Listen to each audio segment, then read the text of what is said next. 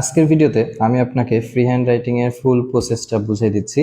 তো আশা করি যে এই ভিডিওটা পুরো দেখলে আপনি অনেক কিছু বুঝতে পারবেন আর কি। হ্যাঁ, তো এই যে আমরা এত বড় বড় সেন্টেন্স লিখি যে বাংলাদেশ সরকার সম্প্রতি নবায়নযোগ্য জ্বালানির ব্যবহার বৃদ্ধি এবং জীবাশ্ম জ্বালানির উপর নির্ভরশীলতা কমাতে একটি বিশেষ নীতিমালা প্রণয়ন করেছে। আচ্ছা, এটা আমি কোনো একটা ফেসবুক গ্রুপ থেকে নিয়েছি। তো এই জাতীয় সেন্টেন্সকে যদি আমাকে ট্রান্সলেট করতে হয় তাহলে কিছু নিয়ম বা আমি এত বড় সেন্টেন্স আসলে কোথা থেকে শুরু করব বা কেমন ভাবে শুরু করব, এটা যারা বুঝেন না তো তাদের জন্য আমি এখানে কিছু রুলস লিখে দিছি। সো আপনি কোথা থেকে শুরু করতে পারবেন বা কিভাবে শুরু করতে পারবেন এটা আমি আপনাকে বুঝিয়ে দিচ্ছি। ওকে ওকে সো আমাদের সর্বপ্রথম কাজ, যদি এরকম বড় বড় ট্রান্সলেশন আসে তাহলে আমাদের সর্বপ্রথম কাজ হচ্ছে রুল ওয়ান। রুল ওয়ানে আমরা কি বলতেছি যে সমাপিকা ক্রিয়া খুঁজে বের করতে হবে। ঠিক আছে, সো সমাপিকা ক্রিয়া আমরা কি জানি যে যেই ক্রিয়া দ্বারা বাক্য শেষ করা যায় সেটা সমাপিকা ক্রিয়া, আর যেই ক্রিয়া দ্বারা বাক্য শেষ করা যায় না সেটা অসমাপিকা ক্রিয়া। ওকে, সো আমরা আগে ক্রিয়া খুঁজে বের করি। দেখেন, বাংলাদেশ সরকার সম্প্রতি নবায়নযোগ্য জ্বালানির ব্যবহার বৃদ্ধি। ওকে, বৃদ্ধি পাওয়া এটা একটা ভার্ব, তাই না, বা ক্রিয়া। আবার এভাবে বলতেছে যে এবং জীবাশ্ম জ্বালানির ওপর নির্ভরশীলতা কমাতে। আচ্ছা, কমানো, রিডিউস, এটা একটা ভার্ব। ওকে, তারপর একটি বিশেষ নীতিমালা প্রণয়ন করেছে। আচ্ছা, প্রণয়ন করা, এটা একটা ভার্ব, তাই না। আচ্ছা, এখন আমরা তিনটা ভার্ব পাইছি। এখন আমি কিভাবে বুঝবো যে কোনটা সমাপিকা ক্রিয়া আর কোনটা অসমাপিকা ক্রিয়া? তো সেটা এর আগেই বলছিলাম যে দেখেন, আপনি একটা একটা করে অফ করবেন। ঠিক আছে, এখানে এতটুকু যদি আমরা অফ করে রাখি তাহলে কি থাকে, বাংলাদেশ সরকার সম্প্রতি নবায়নযোগ্য জ্বালানির ব্যবহার বৃদ্ধি এবং জীবাশ্ম জ্বালানির ওপর নির্ভরশীলতা কমাতে। আমি যদি এতটুকু বলতাম তাহলে কি সেন্টেন্স কমপ্লিট? না, কমপ্লিট না। আপনি এই প্রণয়ন করা বাদে বাকি দুইটা দিয়ে দেখেন সেন্টেন্স কমপ্লিট করা যায় কিনা। যে বাংলাদেশ সরকার সম্প্রতি নবায়নযোগ্য জ্বালানির ব্যবহার বৃদ্ধি, এতটুকু বললাম, বৃদ্ধি কি করেছে না করবে না কি কিছুই বলা নেই। আবার যদি বলি যে বাংলাদেশ সরকার সম্প্রতি নবায়নযোগ্য জ্বালানির ব্যবহার বৃদ্ধি এবং জীবাশ্ম জ্বালানির উপর নির্ভরশীলতা কমাতে এতটুকু বলে থেমে গেলাম, তাইলেও কমপ্লিট হচ্ছে না, তাই না। আবার দেখেন, আমি যদি এই বৃদ্ধি করা আর এই কমানো দুইটাই বাদ দিয়ে দিই তাইলে আমি বলতে পারি না যে বাংলাদেশ সরকার সম্প্রতি একটি বিশেষ নীতিমালা প্রণয়ন করেছে, তাই না। এই যে এতটুকু বাদ দিয়ে দিলাম যে নবায়নযোগ্য জ্বালানির ব্যবহার বৃদ্ধি এবং জীবাশ্ম জ্বালানির উপর নির্ভরশীলতা কমানো, এটুকু পুরো বাদ। মানে যেই দুইটা নন ফাইনাইট ছিল এটা আমরা বাদ দিয়ে দিছি। তার মানে কি, বাংলাদেশ সরকার সম্প্রতি একটি বিশেষ নীতিমালা প্রণয়ন করেছে, তার মানে কি এটা একটা সেন্টেন্স কমপ্লিট হচ্ছে। তার মানে আমরা বলতে পারি যে এইটাই হচ্ছে আমাদের সমাপিকা ক্রিয়া। ওকে, তাহলে আমাদের ফার্স্ট কাজ শেষ, যে আমাদের প্রথমে সমাপিকা ক্রিয়া খুঁজে বের করতে হবে। ওকে, এটা কাজ শেষ। এবার এই সমাপিকা ক্রিয়া ধরে আমাকে এটা বুঝতে হবে যে এটা অ্যাক্টিভ সেন্টেন্স আর এটা প্যাসিভ সেন্টেন্স। এটা খুবই গুরুত্বপূর্ণ জিনিস। ওকে, তো দেখেন, অ্যাক্টিভ আর প্যাসিভ আমরা কিভাবে বুঝবো? এই প্রণয়ন করাকে আমরা কোশ্চেন করবো যে প্রণয়ন কে করেছে, সেই সাবজেক্ট যদি থাকে তাহলে অ্যাক্টিভ, আর যদি না থাকে তাহলে প্যাসিভ। ওকে, সো প্রণয়ন কে করেছে? এই যে বাংলাদেশ সরকার সম্প্রতি একটি বিশেষ নীতিমালা প্রণয়ন করেছে। তার মানে কে প্রণয়ন করেছে? বাংলাদেশ সরকার।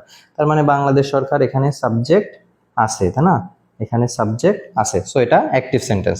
তাহলে আমরা এখানে লিখলাম যে এটা হচ্ছে অ্যাক্টিভ সেন্টেন্স। ওকে, অ্যাক্টিভ সেন্টেন্স বুঝলাম, সমাপিকা ক্রিয়া খোঁজা হয়ে গেছে। এরপরে কি, টেন্স খুঁজতে হবে। ওকে, সো এটা কোন টেন্স? তো ভালো করে দেখেন, এই যে বাংলাদেশ সরকার সম্প্রতি একটি বিশেষ নীতিমালা মানে আমরা সবসময় সমাপিকা ক্রিয়া দেখবো। ওকে, প্রণয়ন করেছে, এই যে করেছে, সহায়কের আছে আর সম্প্রতি শেষ হয়েছে। তার মানে কি, এটা আমরা বলতে পারি এটা হচ্ছে present perfect tense.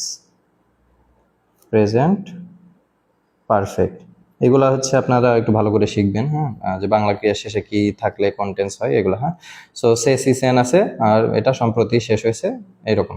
So present perfect tense. এবার আপনাকে কি করতে হবে? প্রেজেন্ট পারফেক্ট টেন্সের স্ট্রাকচার তো আপনি জানেন, সেই অনুযায়ী আপনাকে সাজাইতে হবে। এবার বলেন, সাবজেক্ট, আপনি সাবজেক্টকে যে ভার্বের কাজ করবে, তাই না, প্রণয়ন করেছে কে? বাংলাদেশ সরকার। সো দ্য গভর্নমেন্ট, গভর্নমেন্ট শর্টে লিখলাম, দ্য গভর্নমেন্ট অফ বিডি লিখলাম। So the government of Bangladesh. Okay, আমরা সাবজেক্ট লিখে ফেলছি। এরপরে কি, প্রেজেন্ট পারফেক্টে কি ছিল? হ্যাভ, হ্যাজ, তাই না। তার গভর্নমেন্ট অফ বাংলাদেশ হ্যাজ, যেহেতু একজন, তার মানে কি the government of BD has. এইবার এই যে এখানে আমি দেখেন কি লিখছি, যে টেন্স খুঁজে বের করার পরে আমাকে কি করতে হবে, ভোকাবুলারি এর কেরামতি দেখাইতে হবে। এই ভোকাবুলারি এর কেরামতি আমি কোথায় দেখাবো বলেন তো? এই যে এই ভার্ব গুলাতে, এই যে প্রণয়ন করা। দেখেন প্রণয়ন করার অনেক রকম ইংলিশ হইতে পারে, ঠিক আছে? যেমন যেহেতু প্রণয়ন করেছে, এটাকে আমি ইন্ট্রোডিউস হিসেবে বলতে পারি, যে ইন্ট্রোডিউসড হবে, হ্যাঁ, ভার্বের পাস্ট পার্টিসিপল। ইন্ট্রোডিউসড বলতে পারি, অথবা কি বলতে পারি, ফ্রেমড বলতে পারি, ফ্রেমড বলতে পারি, অথবা কি বলতে পারি, অথবা বলতে পারি অ্যাডপ্টেড বলতে পারি, অ্যাডপ্টেড মানে গ্রহণ করা, অ্যাডপ্ট নিছে। বা টেকেনও বলতে পারি, মানে একদম সিম্পলের ওপর যে নিয়েছে। অথবা কি ফর্মুলেটেড বলতে পারি, ফর্মুলেটেড। তাহলে আপনাকে যে ভোকাবুলারি কেরামতি খাটাইতে হবে সেটা এখানে খাটাইতে হবে। ওকে, সো হ্যাজ ইন্ট্রোডিউসড আমরা বললাম। ওকে, তো এখন আমাদের যে আমরা এখানে কি বলছি দেখেন, সমাপিকা ক্রিয়ার বাক্য শেষ হলে অসমাপিকা ক্রিয়ার বাক্য শুরু করব। তাহলে সমাপিকা ক্রিয়ার বাক্য কতটুকু? বাংলাদেশ সরকার সম্প্রতি একটি বিশেষ নীতিমালা প্রণয়ন করেছে। তাহলে আগে এতটুকু শেষ করতে হবে। তাহলে the government of BD has introduced, কি ইন্ট্রোডিউস করেছে? একটি বিশেষ নীতিমালা। তার মানে এটা হচ্ছে অবজেক্ট, তাই না? অবজেক্ট। তার মানে the government of BD has introduced a special কি পলিসি, একটি বিশেষ নীতিমালা প্রণয়ন করেছে। আচ্ছা, এই যে আরেকটা কথা ছিল না, সম্প্রতি, এটা কি অ্যাডভার্ব না? এটা হচ্ছে অ্যাডভার্ব। আমরা কোথায় দিতে পারি? লাস্টেও দিতে পারি বা এর মধ্যেও দিতে পারি, যেখানে দিতে পারি, যে the government of BD has recently introduced এই স্পেশাল পলিসি। ওকে, এই স্পেশাল পলিসি। তাহলে আমাদের এতটুকু কাজ শেষ হয়ে গেছে না, যে বাংলাদেশ সরকার সম্প্রতি একটি বিশেষ নীতিমালা প্রণয়ন করেছে। তার মানে আমাদের এই সমাপিকা ক্রিয়ার বাক্য শেষ করছি। এইবার হইলে অসমাপিকা ক্রিয়ার বাক্য শুরু করতে হবে। অসমাপিকা ক্রিয়ার বাক্য কোথায়? এই যে বৃদ্ধি আর কমানো, তাই না? তাহলে এর বাক্য শুরু হবে হচ্ছে নবায়নযোগ্য জ্বালানির ব্যবহার বৃদ্ধি এবং জীবাশ্ম জ্বালানির ওপর নির্ভরশীলতা কমাতে, তাই না? তাহলে এই যে বৃদ্ধি করা বা কমাতে, এই জাতীয় জায়গায় আমরা ইনফিনিটিভটা ব্যবহার করে থাকি, ঠিক আছে? তাহলে আমরা এখান থেকে লেখা শুরু করলাম। এরপরে আমরা কি লিখবো? টু কি করতে? বৃদ্ধি করতে। কি করতে? কমাতে, তাই না? বৃদ্ধি করতে অথবা কমাতে। তাহলে আমরা আগে বৃদ্ধি করারটা লিখে নিই, যে টু ইনক্রিজ বলতে পারি। আচ্ছা, ইনক্রিজের জায়গায় এখন আমরা এই যে কি বলতেছি, নবায়নযোগ্য জ্বালানির ব্যবহার বৃদ্ধি। সো ইনক্রিজ বলতে পারি, প্রমোট বলতে পারি, ঠিক আছে? সো এরকম আপনার যত ভোকাবুলারি জানেন সেটা এখানে ইউজ করতে পারেন। হ্যাঁ, সো বৃদ্ধি করা, টু ইনক্রিজ, কি বৃদ্ধি করতে? এই যে জ্বালানির ব্যবহার বৃদ্ধি করতে। ক্লিয়ার? তার মানে to increase the use of ব্যবহার, কিসের ব্যবহার? নবায়নযোগ্য জ্বালানির ব্যবহার। So to increase the use of renewable energy.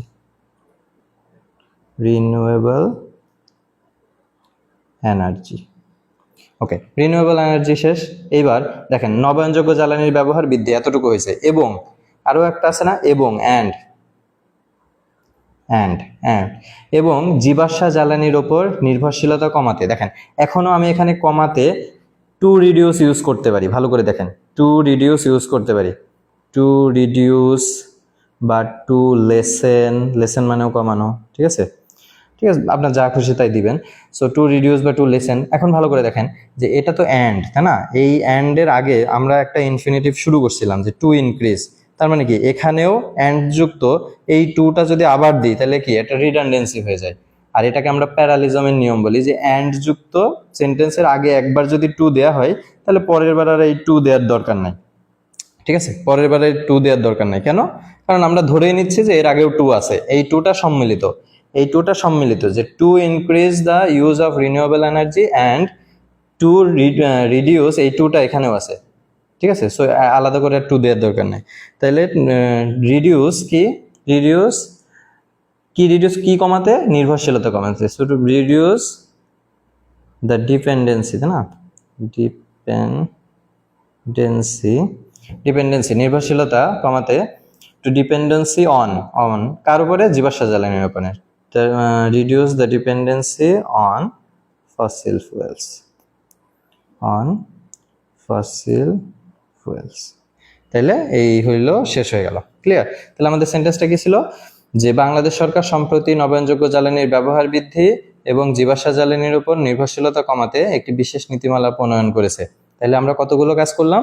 সর্বপ্রথম করলাম হচ্ছে সমাপিকা ক্রিয়া খুঁজে বের করলাম, তারপর অ্যাক্টিভ আর প্যাসিভ খুঁজলাম, তারপর টেন্স বের করলাম, তারপর ভোকাবুলারি এর কেরামতি দেখলাম, তারপর সমাপিকা ক্রিয়ার বাক্য শেষ করে তারপর অসমাপিকা ক্রিয়া শুরু করলাম। তার মানে আমাদের ফুল সেন্টেন্স কি হয়েছে?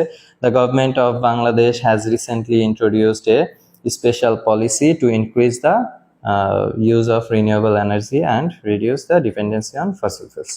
সো এই হচ্ছে মানে পুরো টেকনিকটা। আপনি যত বড় বড় সেন্টেন্সই করতে যান আপনি এইরকম ভাবে করতে পারবেন। হ্যাঁ, আর আপনার ভোকাবুলারি যত বেশি সেইগুলো আপনি এই ভার্ব টার্বের জায়গায় ব্যবহার করে ভালো একটা সেন্টেন্স বা ফ্রি হ্যান্ড রাইটিং আস্তে আস্তে শিখতে পারবেন। এখন অনেকে বলতে পারে যে ভাই এরকম যদি করতে থাকে তাহলে একটা সেন্টেন্স করতে তো অনেক সময় লেগে যাবে। দেখেন, এটা হচ্ছে বিগিনিং পার্ট। এটা আপনি যখন ফ্রি হ্যান্ড রাইটিং আস্তে আস্তে শিখতেছেন তখনকার। এখন আমরা যদি এগুলো লিখতে যাই এত কিছু, কিন্তু আমরা এত কিছু দেখবো না। আমি দেখতেই পারতেছি যে এটা অ্যাক্টিভে আছে আর দ্রুত লিখে দিব, ঠিক আছে, দেখে সবকিছু। আর আমি জানি যে কোনটুকু আগে করা লাগবে, কোন টেন্সে আছে, এটা অটোমেটিক দেখলে বোঝা যায়, ঠিক আছে। সো আপনি ট্রাই করবেন যে নিয়মগুলো ফলো করে কিছুদিন প্র্যাকটিস করার, আস্তে আস্তে প্র্যাকটিস করতে করতে দেখবেন যে আপনি অনেক ভালো করতেছেন। ঠিক আছে, থ্যাংক ইউ।